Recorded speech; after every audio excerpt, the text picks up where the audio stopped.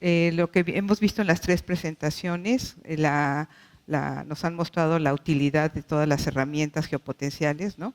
Por ejemplo, para cambios de uso de suelo, para la parte de población, estimación de agua de cosecha, etcétera, ¿no? También nos han mostrado la importancia que tiene la generación de datos y además la asimilación de estos datos, que tampoco es sencillo. Sin embargo, pues teniendo muy claro todo esto, pues son muy útiles todo esto para después tener modelos y aplicarlos a modelos y modelos de pronóstico, ¿no?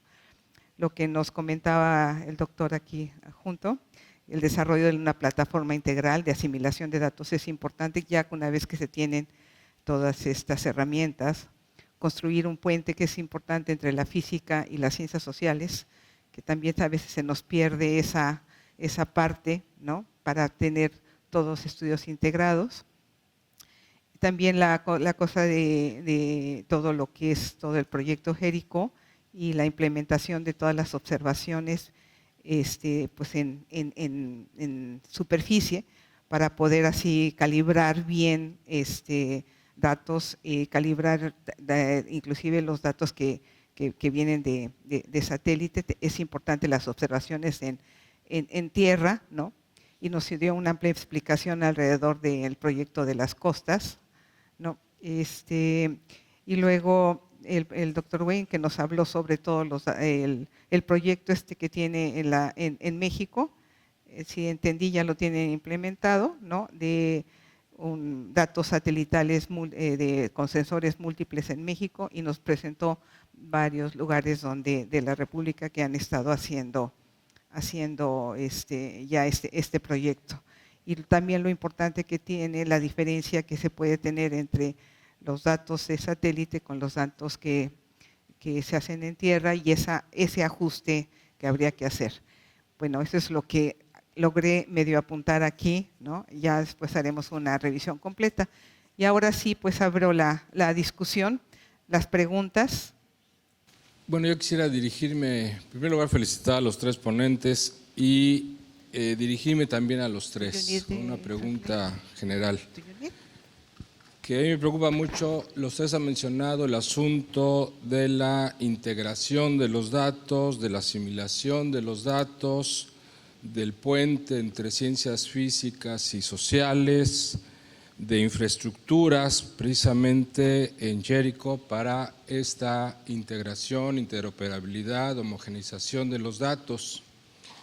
Pero quería preguntarles en particular qué opinan sobre la GeoNetwork en esta dirección y sobre los metadatos estructurados para avanzar precisamente en esta integración y compartir esta información a nivel general. Thank you very much for your question, and you are really hitting the actual work. Until now, Jericho is a patchwork of different islands of technology, which are different from one country to another. I cannot even say from one country. There's an area in Brest which is well equipped, and there are some other areas in France which are not equipped like this, etc. All this around. Now we need a strategy to see where are the real gaps. We have a limited amount of money available. We have a limited amount of human resources available, of expertise who could run and decide on these questions. And the best would be to deploy the most sensitive, the most important sensors on places where the models tell you that there is a real lack of data. That means that when I have some more slides with me, I can show you models which are running, and then there are white spots due to lack of data or poor data. But then again, it's a political issue. Who will decide on that? And of course, everybody is struggling for money and for having these things. And then you are addressing also the special political situation of Europe. Just 27 peoples working together and trying to work together peacefully. It basically works. I'm very happy about that. But so that means sometimes decisions are not made only on the basis of natural science, but sometimes are political, etc. But to my perception, it is not important. The important point is that we understand ourselves and that we move on forward in the good direction. So, you know, Rome was not built in one day, and it will take still many, many years to have real good and consistent coastal monitoring. But the difficulty would not mean that we just go to sleep, but we have to work on it. Thank you. Another question? Well, otra pregunta. Okay. Yo quiero agregar solamente un comentario. Para la organización de los metadatas es importante de hacerlo en un contexto de cooperación regional e internacional. Es muy importante. Es el papel del GERICO en Europa. Okay, thank you. No, sorry. Bueno, gracias. Un tema que queremos que sea común en el evento es el hecho de la compartición de la información. Pero a mí, jugando un poquito del otro lado, me gustaría que platicaran un poco sobre en qué tenemos que poner atención al hacer la información más libre. O sea, porque se ha platicado mucho para estas herramientas, para la integración, desarrollo de proyectos, para poder hacer proyectos regionales que funcionen mejor. Es necesario que haya el compartimiento de la información, pero también debe haber limitaciones. Entonces, ¿qué tipo de candados son necesarios cuando uno quiere poner la información así, ¿no? Well, as I mentioned in my presentation, I think this issue of data sharing is really important. It's really sort of an urgent one, and I think at least I hope we're moving into an age where data, at least data products, and I think we see that in the other two presentations, are being shared more freely and openly, and certainly the internet is facilitating that. At the same time, there's still sort of core data, often in situ data that feeds into the development of all these data products that tends to be sort of the most important data that people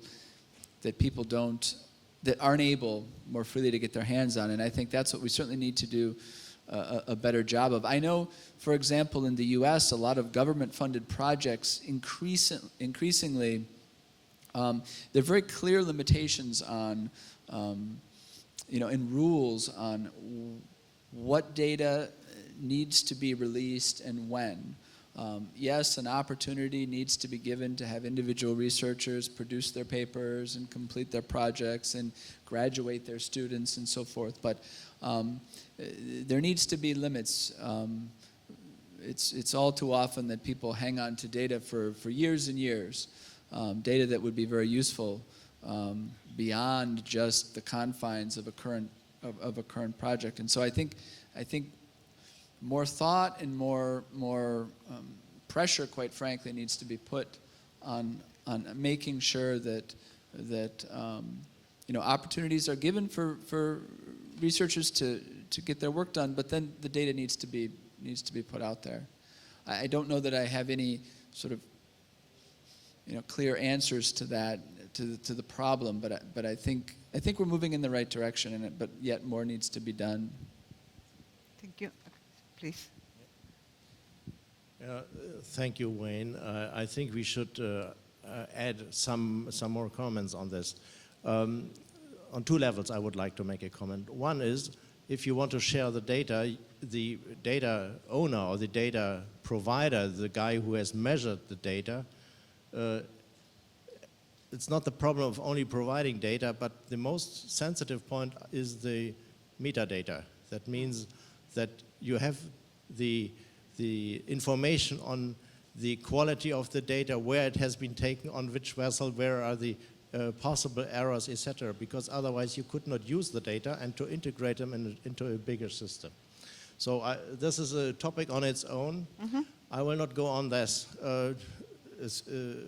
Second remark is especially for the ocean business, which is my business, but it is also important for agricultural observation and to have a forecast on on harvest, on crop output, which will go on the price market, on the wheat or corn stock exchange.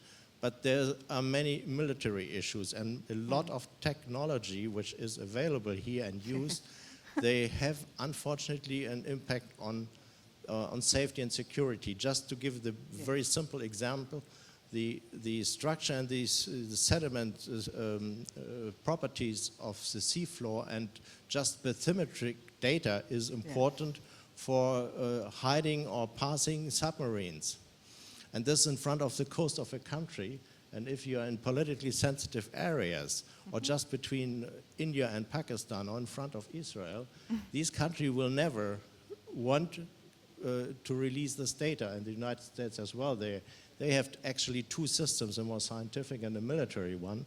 And you can also track vessels and track non-cooperative targets. That means vessels who have no AIS and do not emit their position.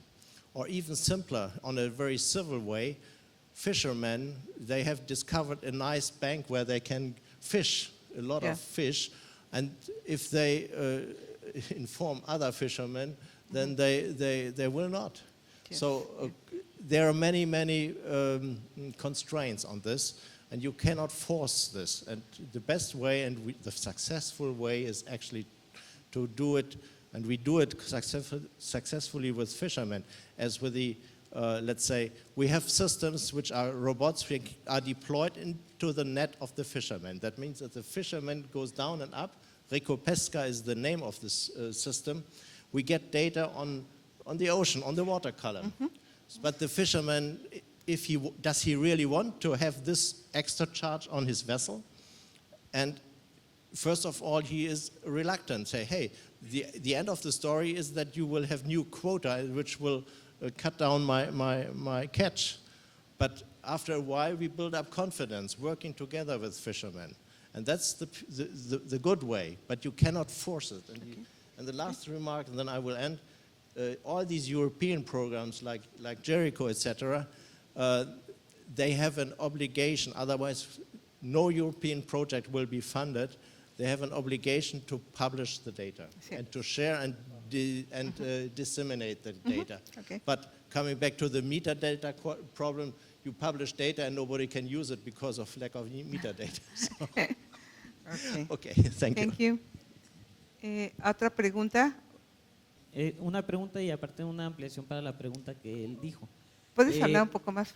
¿Una pregunta y qué? Una pregunta y una ampliación también para la información, para la pregunta que dijo el compañero allá. Para muchas instituciones, tanto públicas como científicas o privadas, es importante toda esta adquisición de datos mediante lo que son los estudios geoespaciales. ¿Por qué? Porque nos van a arrojar datos para, por ejemplo, para realizar algún proyecto, para programas, ¿sí? Si nosotros no contamos con los datos suficientes, tanto terrestres o marítimos, no pueden las instancias tanto públicas como privadas generar proyectos, ¿sí? Entonces es muy importante que nosotros como Estado, como país, tengamos conocimiento de todo lo que son nuestras regiones, nuestros ríos. Entonces, ¿cómo va a ser posible esto? Mediante el estudio geoespacial, ¿sí? Y pues también una felicitación aquí a los ponentes, pues dijeron cosas muy interesantes y cosas que a mí me llamaron mucho la atención. Por ejemplo, eso de que el conocimiento del desconocimiento es el poder. Es cierto, verdaderamente en el nivel político, el que nosotros como ciudadanos desconozcamos ciertas cuestiones, pues para ellos es poder, ¿no? Pero pues para la parte científica, como lo dijo el doctor Gani, ¿sí?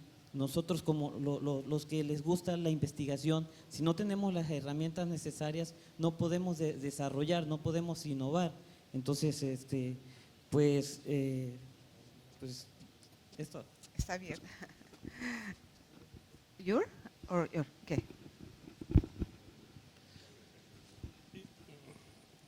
Yo quiero decir que un proyecto de desarrollar satélites no debe ser solamente un juguete para los científicos. La parte de ciencia está muy importante, pero hay también oportunidad de inversión. Hay oportunidad de creación de servicio para los jóvenes.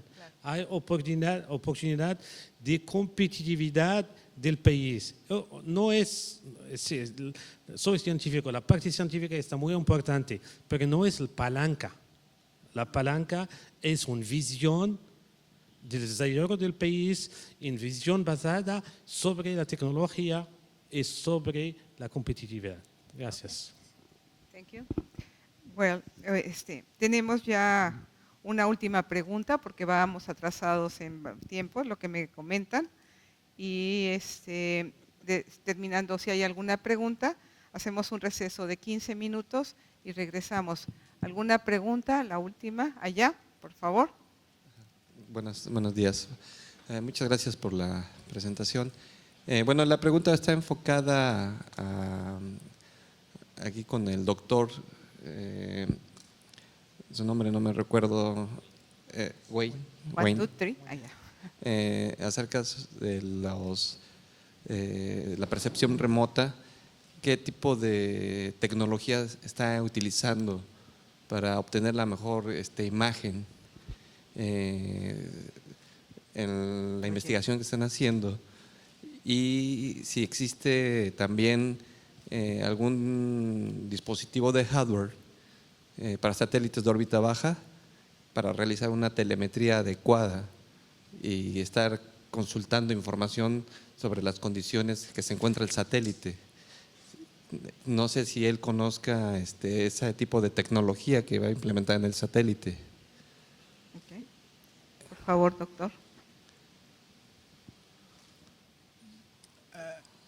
I guess I'm not sure I understood the question entirely. I only got maybe half of it. Could you clarify just a bit your question? ¿Podría repetir un Sí, poco la technology is, what is the best technology for satellite, small satellite? muy amplia? For the best imagine, caption imagine. Well, I guess I would say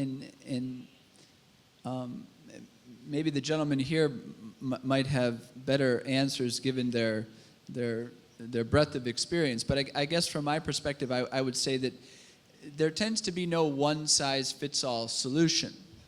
In fact, I think somebody actually said that. All too often, actually, what's happening is that, and I sort of mentioned this, we're using data that was never really intended in the first place for the particular application that we're involved in. At least I've seen that all too often in my pursuits of mapping terrestrial carbon. I'm still waiting for the perfectly designed radar sensor to get at exactly what it is that I'm trying to measure. But all too often when satellites are being designed, a number of different communities are coming together. I know this is happening in the US right now. We're working on designing a radar satellite. And we have the ecosystems community coming together with the cryosphere community, with the subsidence community, and you have people from very different communities working together, sort of horse trading on specifications for a given system. And the system that's ultimately designed provides some answers for parts of the questions that each of those communities are answering, but typically it doesn't do what each individual wishes they could do. So, unfortunately, there is no sort of holy grail. If there was, we would have one grand satellite up there collecting all this information and we'd be done. But unfortunately, there's hundreds and there's more and more being developed. So I think they're very application specific. Okay. And Dr. Gunnar quiere responder algo. Please. Thank you. Yes, I would like to come back to your question, which is really touching a very important point on this workshop. And hopefully my colleague from France has some time this afternoon to emphasize on this. The important point, and this comes up with your question, your answer again, we have many, many working groups with different specialties, different tasks and disciplines. But in general, we have a political situation where policymakers and public authorities are in charge of decision making without knowledge. We have scientists who lose themselves in very small mosaic stones of research work or questions, which could help, but they provide answers which are not understandable to politicians. But because they are too complex, have imposed many other questions. And I think a solution, a best practice I could recommend, and my colleague will hopefully have time to talk, is a kind of a triangle, because talking on social benefit, we have technology, which should be applied science-based, rationally, and support decision-making on political side for best benefit of the entire society. So you have a triangle, and so we have been talking on research and science and on public authorities, but the third point, this is private enterprise, because private enterprise can do all the sub-academic routine work as instrument development, deployment of equipment, maintenance, and all these stuff, or even basic data assimilation, and students produced and educated out from research centers, they find employment. And if you really manage to operate this triangle between private enterprise, research, and decision-making on the public authorities, then I think we could come up to the better world, and we are working on that. So I think your question was really going to a very, very important, crucial point, and I thank you for that. And another comment? Just a comment. I mean, if I choose one word in the process of designing satellite, is a compromise. It's a compromise between the costs, the community, the output. And talking about, to go back to your question, I think that there are some interesting experience going on in Latin America about the space study. I know personally the program in Chile, the program in Argentina, in Brazil, por supuesto, in Venezuela, in Colombia. I think it might be of interest to analyze their intellectual démarche, how they design it, what are the drawbacks, because I mean we live in interconnected country. No one has to start from scratch. We have to learn from each other, from our success and our failure. So it is interesting to look around. Maybe we shouldn't look only Europe and North America. Pardon. Connectivity. Okay. Thank you very much. Bueno, pues les agradecemos a todos los ponentes. Porque sí.